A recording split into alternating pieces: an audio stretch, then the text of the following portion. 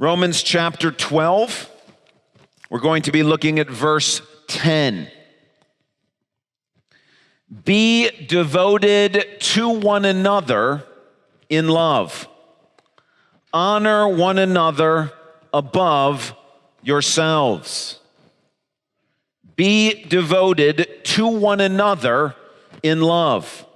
Honor one another above yourselves.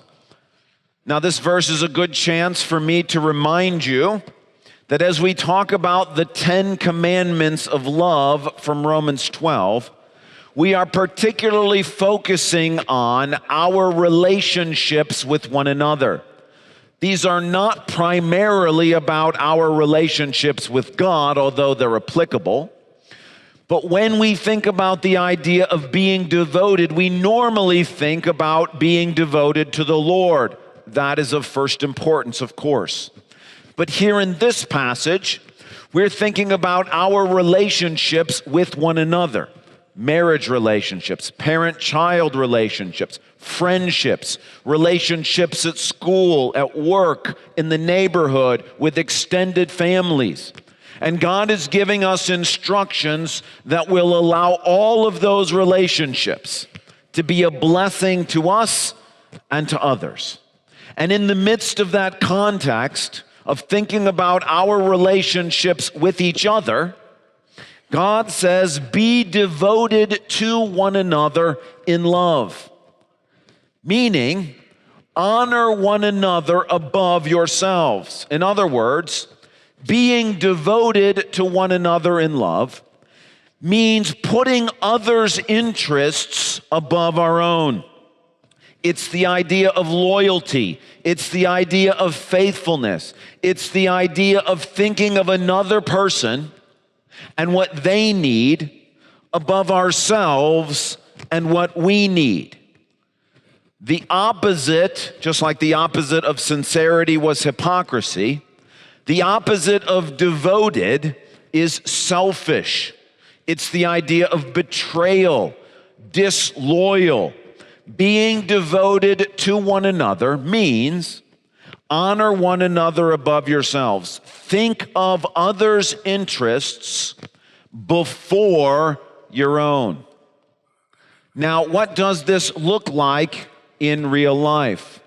Well, what I'd like to do this morning is I'd like to share a story, a real life story with you that allows us to kind of work through this idea of being devoted to one another. For this story, it comes out of the Old Testament. Some of you may be reading in the books of 1st and 2nd Samuel. That was a possible assignment that I gave a couple of weeks ago about getting into God's Word. If you're not, I just encourage you at some point later today or this week to read the story we're going to look at this morning. It comes out of 2 Samuel 15 and the following chapters. And it's a great opportunity to see what being devoted or not being devoted to one another looks like.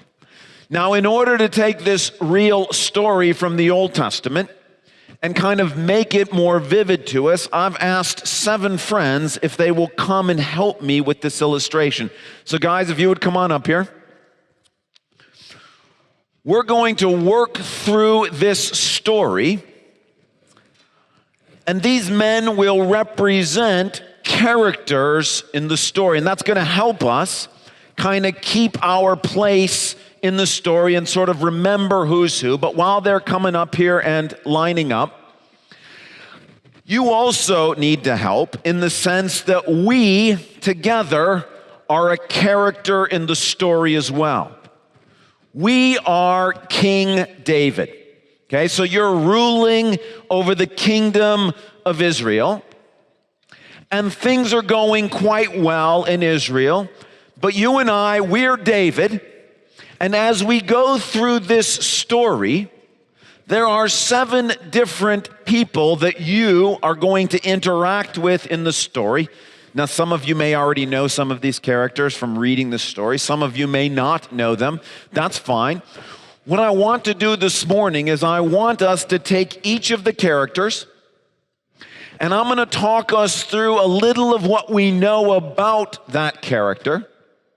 And then I'm going to ask you whether or not you think that person will be or was devoted to you. So on your sheet, you have a chance if you want to kind of mark down how this is going to go. You can shout it out loud if you want. You may choose not to do that because some of these are tricky. And so the goal is not to try to trick anybody.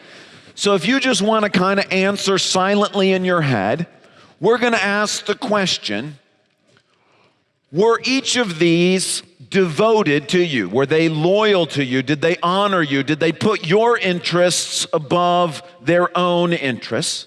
And then these 7 characters are going to give us the opportunity to think through what causes someone to act in an unselfish way, what causes one person to be a friend, to be devoted, to be loyal, to be faithful to another. All right, you with me? We're going to start with our first character, who is Absalom. Absalom, come on forward. This is Absalom, and he is your son. So remember, you're David. This is Absalom. He is described in the Bible as inordinately handsome. So clearly, we chose Ritz for this, for obvious reasons. He also has long flowing hair in the Bible. So yes, it's a 1-to-1 correspondence, as you can see. But what you need to know about Absalom is that we are told in the Bible that not only is he your son, we're also told just a very interesting little snippet in the story, which is Absalom has no sons of his own. And so in order to have his name carried on, he builds a monument to himself. And he names it Absalom's Monument. So question, do you think that Absalom will be devoted to you, David? You are correct. He is not devoted to you. So Absalom, if you'd come stand over here in the sort of not devoted category. You're right. Absalom cannot bear with the fact that you're king and he's not. And so he spends 4 years sort of outside the gates of Jerusalem, winning the people's hearts to himself, fomenting and ultimately leading a revolt against your kingship. This is your son who does that. That's Absalom. Second character is Ahithophel. Come on up here, Ahithophel. Ahithophel is your advisor. What we know about Ahithophel is that you are married, one of your wives, to his granddaughter, Bathsheba. Ahithophel is also described as the smartest man in the kingdom. He is by far and away the most intelligent, the most wise person. In fact, it's said that when you went and asked Ahithophel for advice, it was like asking God for advice. That's how smart Ahithophel is.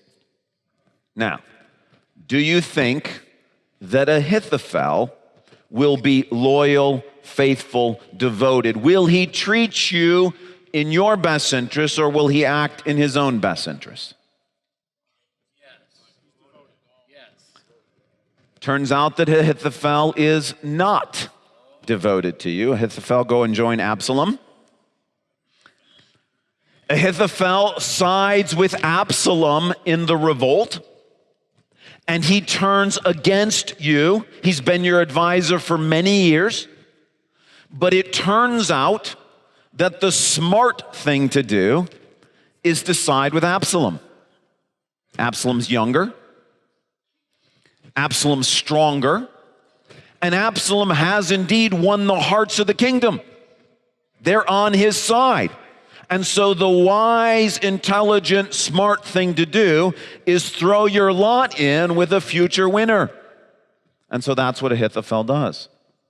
Now, before we go on to anybody else, this is a chance to sort of address what might potentially be a question. The question is, okay, we've been asking, are Absalom and Ahithophel devoted to you? Are they putting your interests above their own? But you might be saying, well, maybe Ahithophel is not devoted to David, but maybe he's devoted to Absalom. Maybe the idea here is that, yes, he's not acting in your best interests, but he's now acting in Absalom's best interests. That's a good question. Thank you for asking it. Turns out, the very first piece of advice that Ahithophel gives to Absalom is he tells Absalom to sleep with all of your concubines in plain sight of all of Israel. Now, why would he do this? Well, it's not in Absalom's best interest because it's a clear violation of the seventh commandment that God gave to Israel, and any godly Israelite is immediately going to be repulsed by the fact that Absalom has gone and done this. So why would Ahithophel give him this advice? Well, it's a smart thing to do. You see, Ahithophel is worried. Absalom, this is your son. If you guys make up at any point, you're going to forgive him. What's going to happen to the person who betrayed you, who's not your son? You're going to kill him, right? So Ahithophel is trying to make sure that there's no way that you would ever take Absalom back. And the point is, it's not that Ahithophel is devoted to Absalom and not to you. It's that selfish people are always selfish, no matter what situation you put them in. So no, Ahithophel is not devoted. He is not a good example of what Romans 12:10 is talking about. Okay, third character, Ittai. Ittai is a Gittite. You can tell by looking at him, right? A Gittite is a Philistine, okay? Ittai comes to Jerusalem with 600 of his soldiers on the day before the revolt. He has no idea it's coming. You have no idea that it's coming. Ittai shows up and Jerusalem descends into chaos. You leave because Absalom wants to kill you. Ittai marches out with you, and you say to him, look, you don't know me. Go back with Absalom. That's where the smart money is. And this is how Ittai responds to you according to the scriptures. Ittai replied to the king, as surely as the Lord lives and as my lord the king lives, wherever my lord the king may be, whether it means life or death, there your servant will be. Do you think Ittai will be devoted to you? Yes. Yes, he will be. So Ittai, you go over here in the devoted category. So stand right here so we'll... Ittai, even though he's only shown up for one day, decides that you are the person that God has anointed to be king of Israel, and so he sides with you. Turns out he ends up being one of the 3 generals that you have leading your forces. His 600 people join the battle against Absalom and his troops. So Ittai is an example of someone who puts your interests above his own, who is devoted and loyal and faithful to you. All right, fourth character, Hushai. Hushai. Now, what we know about Hushai is that he is described as your confidant. He's a person that you have shared with some of your deepest personal struggles and secrets, and he sort of walked through life with you. We also know that when Absalom revolts against you, and you're leaving the city, your head is covered, and your feet are bare, which is a sign of mourning, Hushai comes out and walks with you, and he's torn his clothes and covered his head with ashes a sign of sympathy and compassion. Do you think that Hushai will be devoted to you? Yes, indeed he is. Hushai, you may come over here and join Ittai.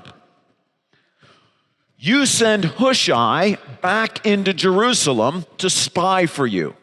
So even though we've put him on this side, he ends up back in Jerusalem. And he's a very effective spy, and God uses Hushai and his love for you to help defeat the rebellion. All right?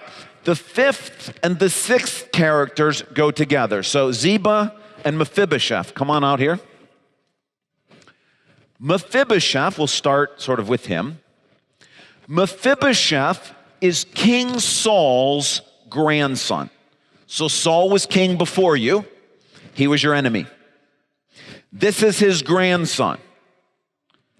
Now, he's not only your enemy's grandson, he's also your best friend's son. So your enemy, Saul, had a son, Jonathan. This is Jonathan's son, Mephibosheth. Now, Mephibosheth is a special needs adult child. His feet were injured when he was a baby, and he's a special needs child, but you have adopted him into your family, for which he has expressed incredible gratitude. He recognized that he deserved death because he was the child of the enemy king, but you chose not to give him death, but you invited him to come be part of your table and to eat at your table like one of your children. Now, Ziba is the servant that you put in charge to help Mephibosheth. So this is his caretaker, and you've assigned Ziba the task to take care of Mephibosheth. When you are leaving the city, so you're fleeing, you've got all these people with you, because Ittai has come, and you have some people who have also gone with you. Ziba shows up with donkeys and with food and with supplies to give you on your trip out of Jerusalem. When you see that Ziba has done this, you thank him for it. And he chooses at that moment to say to you, to slander Mephibosheth and to say, Mephibosheth has stayed in Jerusalem, because you ask, well, where's Mephibosheth? He stayed in Jerusalem because he sees this as his opportunity to become king of Israel. He's the old king's grandson. So Ziba says to you, he's betraying you. And he throws Mephibosheth under the bus. When you think that Ziba is helping you, you give to him all Mephibosheth's possessions, and Ziba seems inordinately glad to have gotten all the stuff that was once Mephibosheth's. It's now his. Okay, this is a tricky one.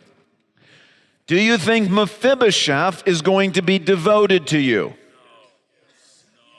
Okay, we got some no's and we got some yeses. Turns out he is devoted. So Mephibosheth, come on over here. What about Ziba? No, Ziba is not devoted. Go on over here. Now, if you had asked David in the middle of this, it looks like Ziba is devoted to David, but it turns out he was slandering Mephibosheth, and that Mephibosheth was not able to come and help you or visit with you on your leave because Ziba had kept him from being able to come. So one is not devoted to you, Ziba. The other, Mephibosheth, is devoted to you. Okay, last character, come on up, front and center. This is Joab. Joab is the commander of your armies. He's been with you for a long time, and Joab has shown himself to be a vengeful avenger of anyone who crosses you. Joab is a tenacious fighter, and he has shown himself to take on anybody who dares to cross you, the king. Question: will Joab be devoted to you, Or will he not be? Will he act selfishly? Tough one. Turns out, no, he is not devoted to you. Now, I got to explain this one. Joab stays on your side. He fights for you.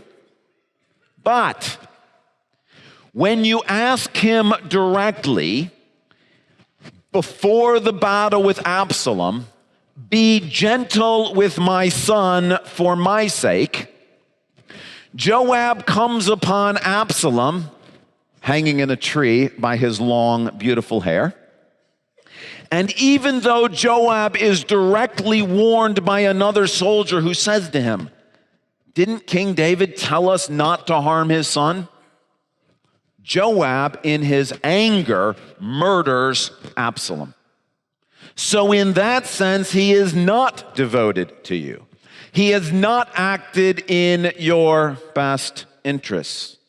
He's not been selfless. He's been selfish. Okay, we've got 4 characters who were not devoted, 4 characters who act in their best interest, and 3 who were selfless. 3 who put your interests above their own. So let's try to figure out what's the difference. What causes someone to be in this category versus someone to be in this category? Well, if you just look from outward appearance, you've got Absalom, your son, Ahithophel, your advisor, Ziba, your servant, and Joab, the captain of your armies. That's one side. On the other side, you have a stranger, a Philistine. You've got your confidant, and you have your adopted son. So clearly nothing from sort of external appearance would give you the indication which side someone was going to be on. We've got a son on both sides. We got a confidant. We got an advisor. We've got people on both sides. And the one that you think probably would be against you, the Philistine, he actually turns out to be acting selflessly. So what is the distinction? What is the thing or the things that cause someone to be over here versus someone to be over here? Well, what the story makes clear is it's the character traits. So in Absalom's case, he's characterized by selfish ambition and pride. He builds a monument to himself and names it after himself. And the point is, no one who has pride and selfish ambition will be able to put another's interests above their own because they're constantly thinking about how to advance themselves. Likewise, parents, if we see our children as monuments or showpieces to our parenting ability, if in our pride and selfish ambition we want our children to succeed for our sake, we will not be devoted to them. We will not act selflessly towards them. Instead, their sports achievements, their academic achievements, where they go to college, the things they do, we will run all of that through the grid of what makes us look successful. And the warning is that if we are harboring selfish ambition and pride in our heart, we will not treat our children selflessly. Instead, we will find some way to encourage them and urge them and to view them in light of what we get out of them. We won't want to release them and let them go. We won't want them to pursue the things that they want to pursue or might be in their best interest. We'll want to push them to make us look good. Ahithophel. The character trait that we know about Ahithophel is that he is very worldly wise. He's incredibly intelligent. The problem with intelligence is that intelligence tells you the smart thing to do is to act in your best interest. That's what the wisdom of the world is all about, and Ahithophel is loaded with it. Likewise for you and I. If in our workplace we've consumed book after book about how to win friends and influence people, how to move from good to great, how to be successful in all the things that we do, we will not act selflessly towards others in the workplace. We will act selfishly.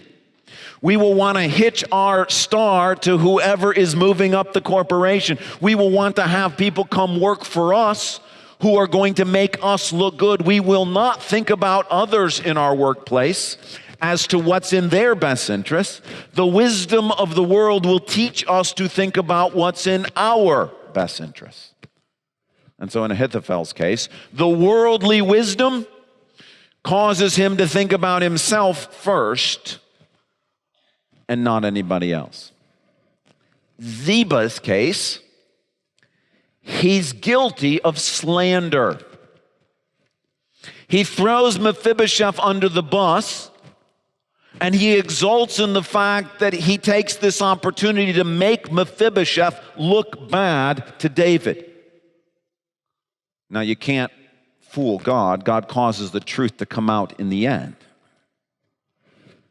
But those of us who engage in slander will not be devoted to other people. Students, if you take the opportunity when one of your friends or one of the people that you interact with at school is going through a difficult time, and you take that as an opportunity to slander them, if you take that as an opportunity to cut them down to other people or to your teachers or whoever that may be, there's no way that you will act selflessly. You will not be devoted to them.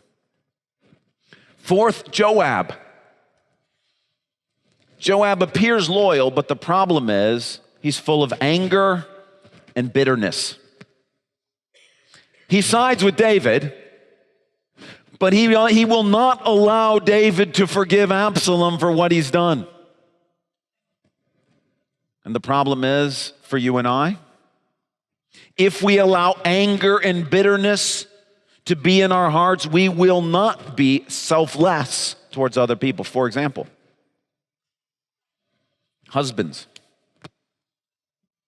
if you are bitter and angry about the way your wife's parents have treated her, or the way her extended family has treated her, if you allow that anger and bitterness to dwell in your heart, you will do things like Joab that look like they're in your wife's best interest, but actually cause her more pain.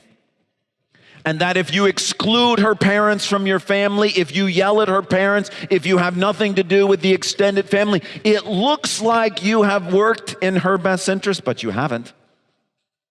The anger and the bitterness will end up causing her more problems. You've not done what's in her best interest, but what's in your own. It's impossible with anger and bitterness to put others above ourselves. We'll always swing the pendulum too far.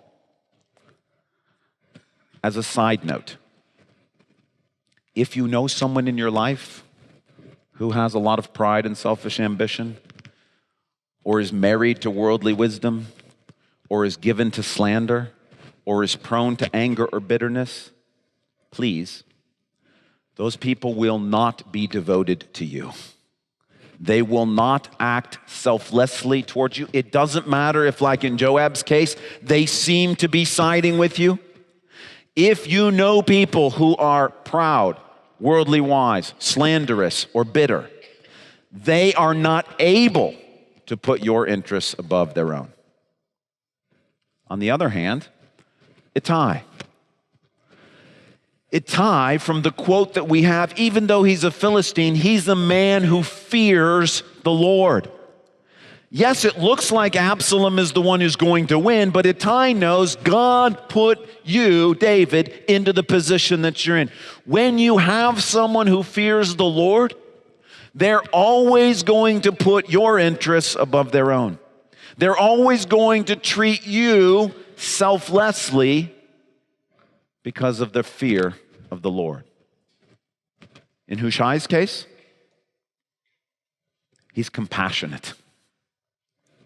He sees the suffering that you're going through, and he sympathizes with you. When you and I allow ourselves to see other people the way they see themselves, when we allow ourselves to feel the pain that they're going through, when we try to walk in their shoes, we are going to end up being devoted to them. We're going to put their interests above our own. A compassionate and sympathetic heart leads to devoted selflessness. And then finally, Mephibosheth. How do we know that Mephibosheth is going to be devoted? Is because he's overwhelmed with gratitude. Mephibosheth gets the fact you should have killed him. Instead, you invited him in to be part of your family. And Mephibosheth, even before this event, says, "Who am I that you would pay any attention to me, a dog who deserves death?" When you and I are grateful for how God has used other people in our lives, we're going to be devoted to them. We're going to put their interests above our own. So what's the difference? Oh, sorry. As a side note, I gave you one over here. If you have people in your life who fear the Lord and who are compassionate and who are grateful, spend as much time with them as you can, because those are people who are going to be devoted to you. They're going to be selfless. They're going to put your interests above their own. What's the difference between whether someone is undevoted or devoted?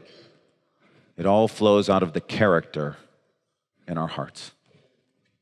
Has nothing to do with whether they're your child or you have a good relationship with them or even they're fighting on your side. It has nothing to do with, it has everything to do with what's going on in the heart. Doesn't matter if it's a stranger. It doesn't matter if it's a special needs adult. It doesn't matter if it's a confidant. It doesn't matter. What's going on in the heart determines whether or not we are honoring one another above ourselves. Now, there are 4 characters here and only 3 characters here. But that's because there's one more character that I haven't given you yet to decide. This character is the creator of the universe. He has sworn to you that he will never leave you nor forsake you. He has promised you on oath that he will set you on a throne and that no weapon formed against you will prosper. He's the one who frustrates Ahithophel's advice. He's the one who fights for you. Do you think this person, Jesus, is going to be devoted to you or not? Yes. Clearly devoted. Yes. And the point of the matter is, because Jesus is fighting for you, you are now able to be devoted even to those who have treated you wrongly. This is what allows David to forgive Absalom and to weep for him in his death. Now, Ahithophel, unfortunately, in all his wisdom, commits suicide before David has a chance to interact with him. Ziba, because God has been devoted to you, you are able to give Ziba a reward for the fact that he did help you when you were leaving the city. Even though he did it out of wrong motives, you're able to see through those and to bless him. And in Joab's case, you're able to forgive him for murdering your son and allow him to remain as the commander of your forces. Where did you get the ability to do that? Because Jesus has been devoted to you. You now are free to be devoted not only to them, all of them. And the point is this: because God is giving all his time and energy and power and resources to bless you, you and I are free now to worry about blessing others. We don't have to try to make things happen for ourselves. The King of the universe is working on our behalf. We now are free to work on the behalf of others. And so the question for you this morning, as you look at all of the people who are up here, which character are you? Now you can think about it, whatever relationship you want to think about. You want to think about it in your marriage relationship. You want to think about it in a parent-child relationship. You want to think about it with extended family, with friends, with the small group, with work. Pick a relationship and ask, which character am I? Are you Absalom? Full of pride and selfish ambition, wanting things to go your way for yourself? Are you Ahithophel? Clinging to worldly wisdom? Are you Ziba? Given to slandering others? Are you Joab? Allowing bitterness and anger to stay in your heart? Are you Ittai? A person who fears the Lord? Are you Hushai? One who's given to compassion and to sympathy, who sees others in what they're truly going through? Are you Mephibosheth? Overwhelmed with gratitude for what the Lord has done for you? Are you David? The recipient of God's amazing love, free to choose to serve others because Jesus is serving you. I want you to take a moment. I want you to bow your heads and close your eyes and spend just a moment or two thinking through and asking the Spirit to show you which of these characters you and I are playing today.